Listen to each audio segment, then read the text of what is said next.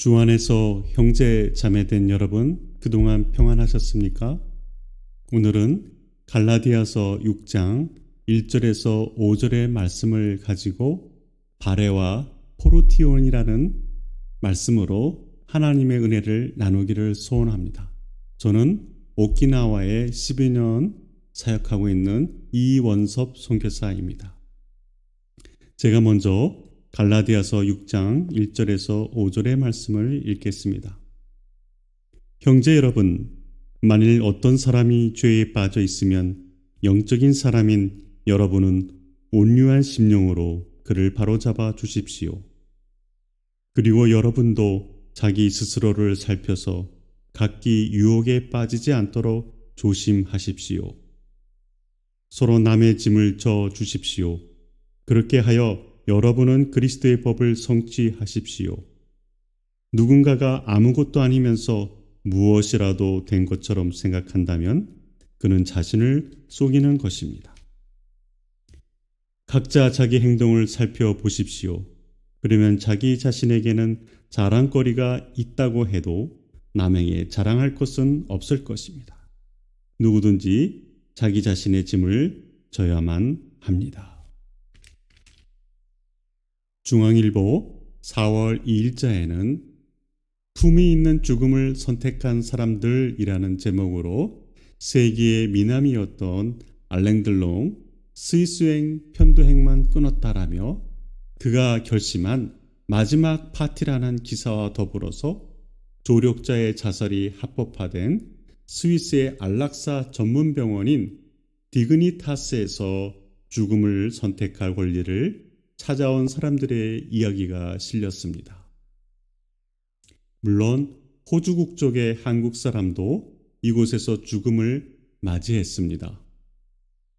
평상시와 똑같이 그는 아무렇지도 않게 가장 가까운 주변 사람들에게 마지막 인사와 이야기를 하고 자기의 손으로 의료진의 설명이 끝나기도 전에 약물이 주입되는 밸브를 돌리고 희미하게 웃으며 이들은 그렇게 세상을 등지었습니다.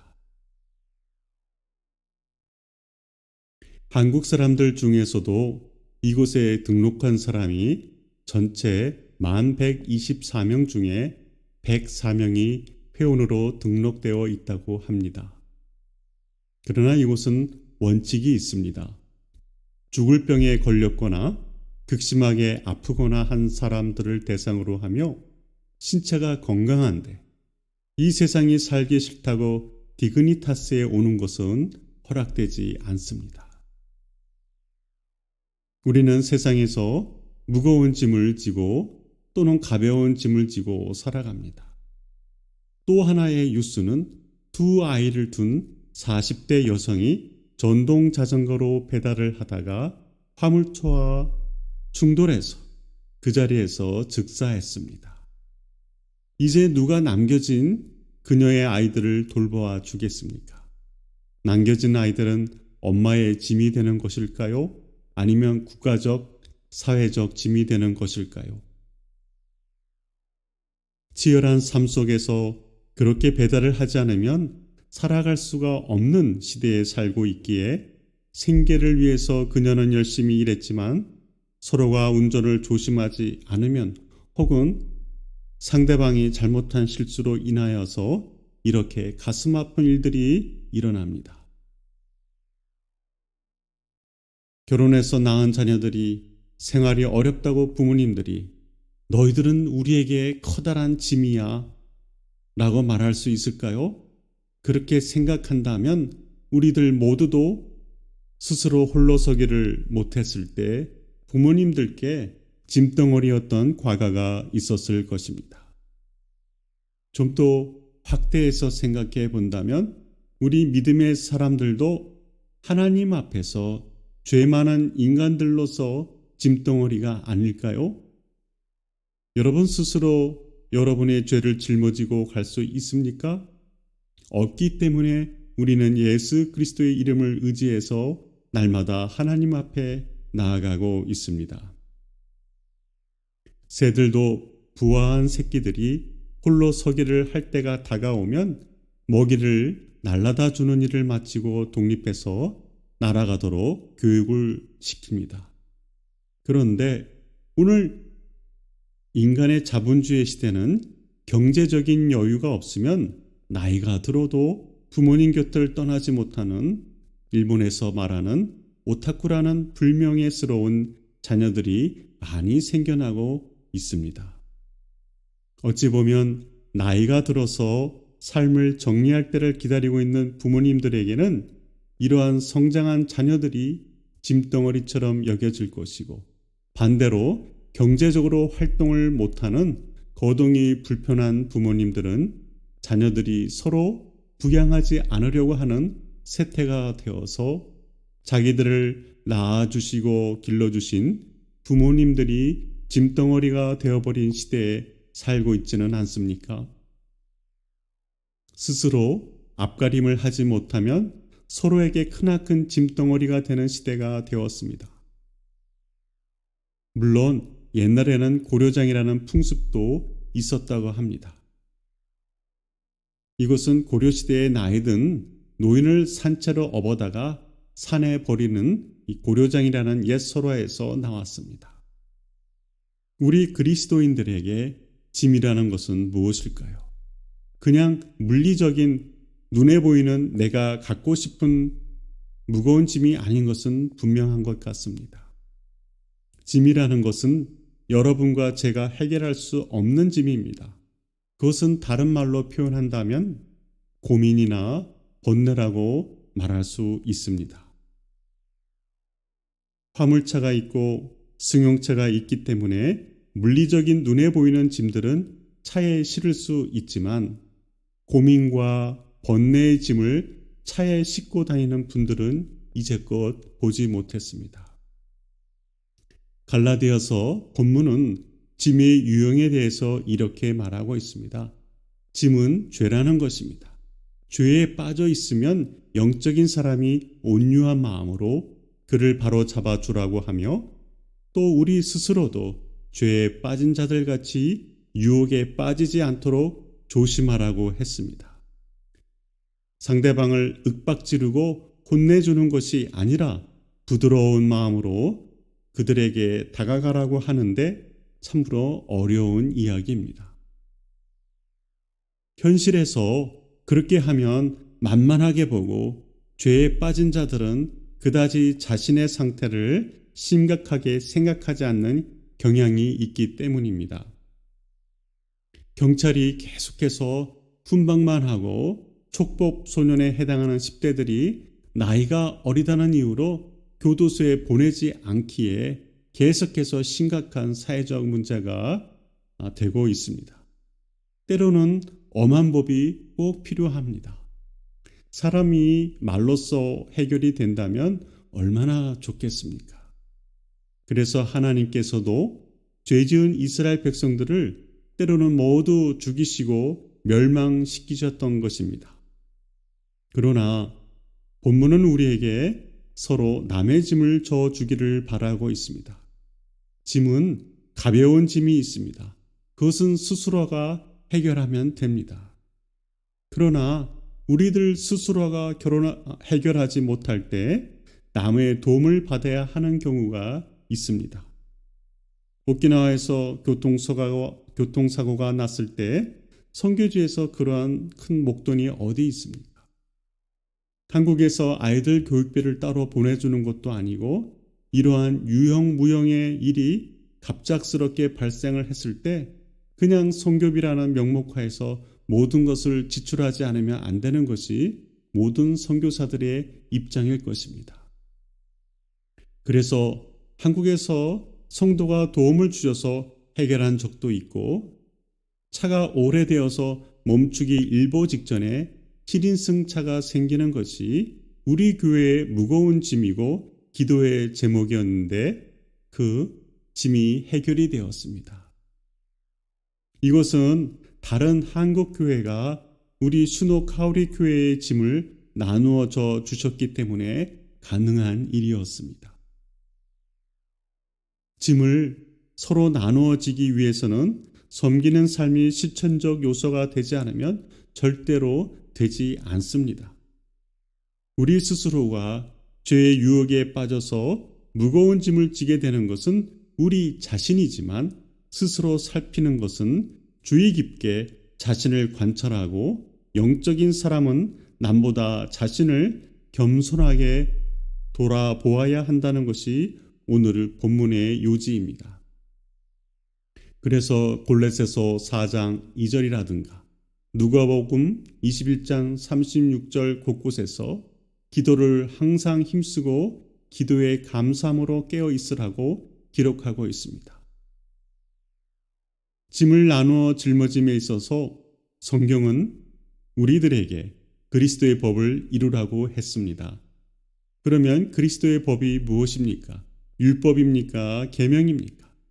이런 것도 중요하지만 사랑을 기본으로 하는 예수님의 교훈을 뜻하는 것이며 성령의 열매를 맺는 것이 그리스도의 법을 이루는 것입니다. 우리는 그동안 모세가 하나님으로부터 받은 지킬 수 없는 어렵고 힘들고 무거운 율법에서 벗어나서 율법의 완성이 되신 예수 그리스도를 입으로 시인하는 것을 의로 여기시는 하나님의 구원의 뜻을 따라서 그 짐을 벗어 던지게 되었습니다. 그래서 십자가의 두 강도 중에 한 사람은 예수님의 말씀에 따라서 구원을 받았습니다. 누가복음 23장 43절에 예수께서 이르시되 내가 진실로 네게 이르노니 오늘 네가 나와 함께 낙원에 있으리라 하시니라. 이 강도는 죽음이라는 절대절명의 위기 속에서 무거운 짐을 단번에 벗어 던졌습니다. 그 짐을 십자가에 달리신 예수님께서 대신 지어주신 것입니다. 그런데 짐에는 가벼운 짐과 무거운 짐이 있다고 했습니다. 흔히들 이런 이야기를 합니다. 저 사람은 힘든 일은 하지 않으려고 해. 어쩌면 저렇게 손에 물 묻히는 것을 싫어할까라든가. 성경 공부할 때나 교회 일 할 때는 코빼기도 비치지 않더니 어디 놀러 가자고 하면 1등이야 1등이라는 이야기를 하던가 들어보았을 것입니다. 오키나와에도 이러한 분들이 있습니다. 멋있는 해변으로 바비큐 파티하러 가자고 하면 어디서 전혀 얼굴을 보지 못한 분들도 옵니다. 그리고 주일이 오면 그러한 사람들은 싹 사라지고 없습니다. 때로는 어떤 숨은 목적을 가지고 교회에 오시는 분들도 계십니다. 그 목적이 자기의 짐을 지고 혹은 다른 사람의 무거운 짐을 같이 짊어져 주기 위해서 온다면 얼마나 기쁘겠습니까? 오히려 교회에 와서 무거운 짐을 던져줍니다. 2절에 나오는 짐의 헬라어는 바레는 도움이 없이는 짊어질 수 없는 무거운 짐이고 5절에 나오는 헬라어 포르티오는 행군하는 병사가 마땅히 지고 가는 자기 자신이 짊어져야 할 짐꾸러미를 나타낸다고 합니다. 예수님을 따르게 되면 우리가 짊어져야 할 가벼운 짐들이 있음을 알려줍니다. 오늘날 너무 많이 먹어서 비만하게 되면 걷기가 힘들게 되고 병에 걸리고 결국 건강을 해치게 됩니다. 이러한 무거운 짐은 우리에게 필요 없습니다. 이 포르티온이라는 가벼운 짐은 무엇을 뜻하는 것일까요? 하나님 앞에서 자신의 말과 행동에 대하여 책임을 지는 것을 뜻하는 단어입니다. 어떤 사람들은 말만 무수히 쏟아내놓고 해결하지 못하는 사람들도 있습니다. 혹시 믿음의 사람들인 우리 자신들은 어떤 유형의 짐을 지고 있습니까? 무거운 짐인 바레입니까? 가벼운 짐인 포르티온입니까? 여러분은 어떻습니까? 속이 깊은 사람들은 말 대신 행동으로 묵묵히 합니다. 선교 헌금을 보내시는 분들도 마찬가지입니다. 때로는 은퇴하신 목사님보다도 오히려 전도사님이나 권사 집사님들이 참으로 꾸준히 오랫동안 섬겨 주셔서 저는 그분들에 대해서 깊게 생각합니다. 다른 분들보다 더 신뢰가 가고 정말로 나의 형제자매 같이 느껴집니다. 저만 그렇습니까? 말로는 다 하는 세상에서 이러한 분들은 저의 짐을 소리 없이 나누어서 지고 가시는 귀중한 분들입니다. 그러니 어찌 제게 사랑스럽지 않겠습니까? 업어라도 주고 싶은 마음 간절합니다. 가끔은 우리 자신이 짊어지고 가는 인생의 짐이 벅찰 때가 솔직히 있습니다.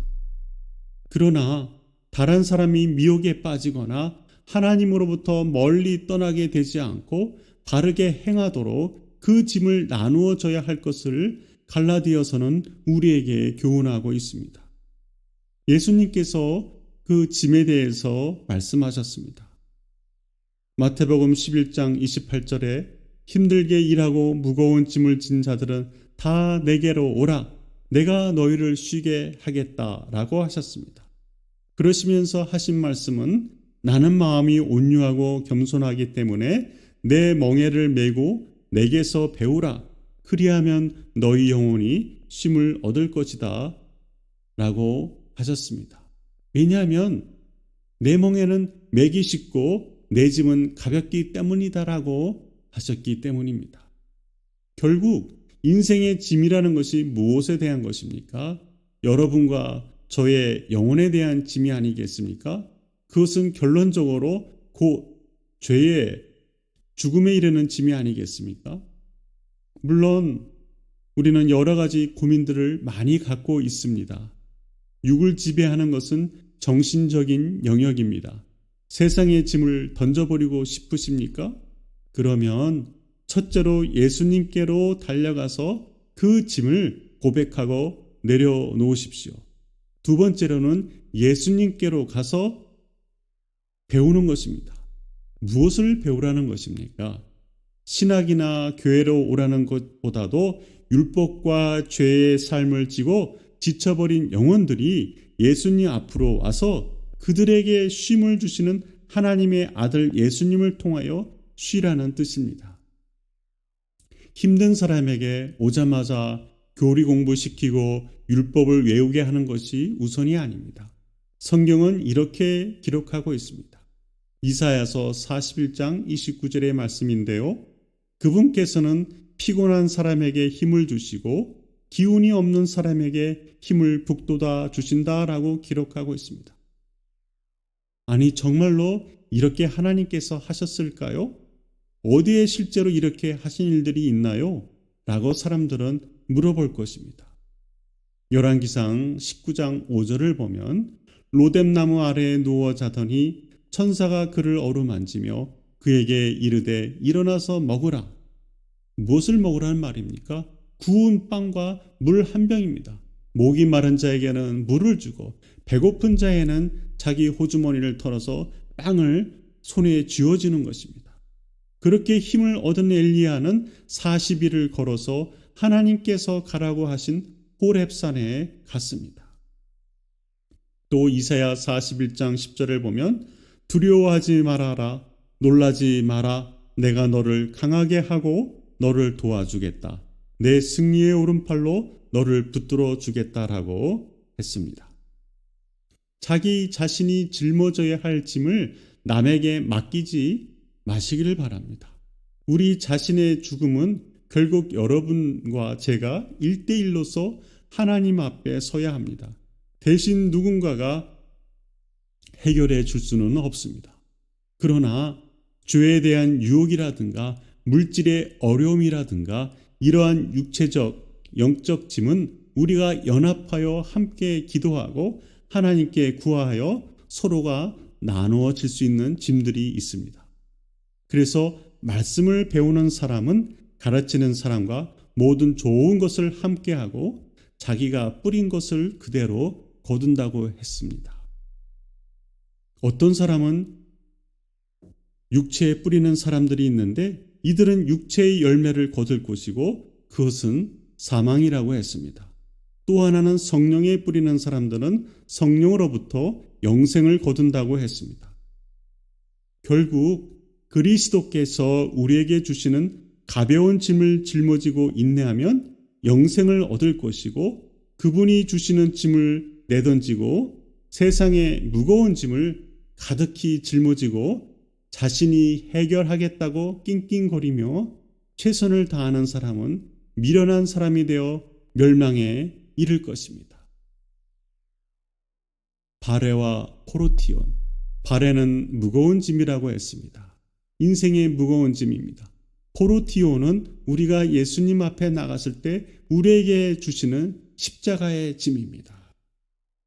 5월은 가정의 달, 그 다음에 어린이의 날, 또 어버이의 날이 이렇게 겹쳐져 있습니다. 그리고 가장 중요한 하나님의 날이 있습니까?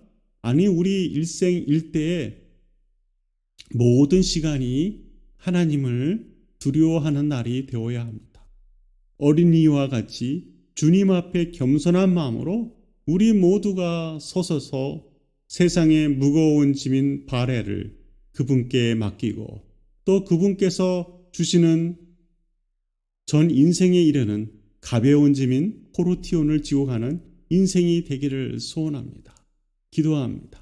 하나님 아버지, 오늘도 우리에게 일용할 양식을 주시옵고 여전히 하나님 세상의 무거운 짐인 바레를 이고 가는 분들이 있는가 하면 그 하나님 무거운 짐을 예수님께 맡기고 가벼운 짐인 포르티온의 삶으로 살아가는 인생들이 있습니다. 아버지, 우리 모두 주님께서 주시는 짐을 기쁘게 지고 갈 수 있도록 하여 주옵소서. 이 힘든 세상에서 인내와 끈기로 승리케 하여 주시옵소서. 예수님의 이름으로 감사하며 기도함나이다. 아멘.